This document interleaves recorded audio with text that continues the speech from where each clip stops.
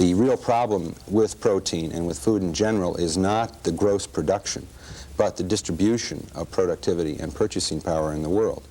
And new technology has a way of making breakthroughs where the old technology doesn't. In California's Imperial Valley, genetic engineering and the health food industry are combining to turn one of the world's oldest microorganisms into a usable food source. Spirulina is a blue-green algae that is primarily protein. Many small companies around the country are making spirulina as a food, including Proteus Corporation.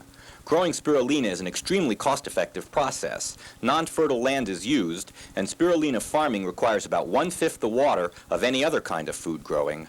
Because it naturally occurs in these very extreme soda lakes in the ocean, in the deserts of the world, where we have, through evaporation, a concentration of salts, this water would be completely useless to conventional agriculture. And we have the flexibility here that where we could actually take low-grade water, I don't mean contaminated with sewage or anything like that, but water which is too salty to grow wheat on, and grow spirulina on it. Spirulina is grown industrially through water evaporation.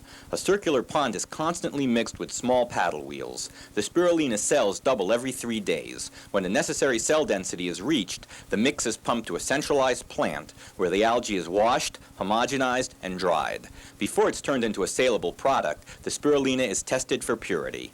Making spirulina is one thing. Getting people to eat it is something else again. Because of our history of human beings, we haven't really been too interested in it until now, because we primarily are hunters and farmers of higher plants. And now that we go into a time of scarcity and looking for new resources, something like spirulina or microalgae in general become of interest to people.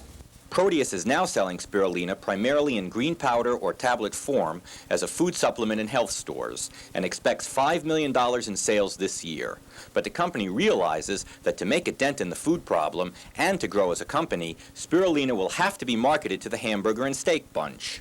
Proteus has developed a process to remove the green color, leaving a white powder which can be added to foods or double as flour. Proteus already sells a line of spirulina pasta. This is Mark Jampol for Business Today.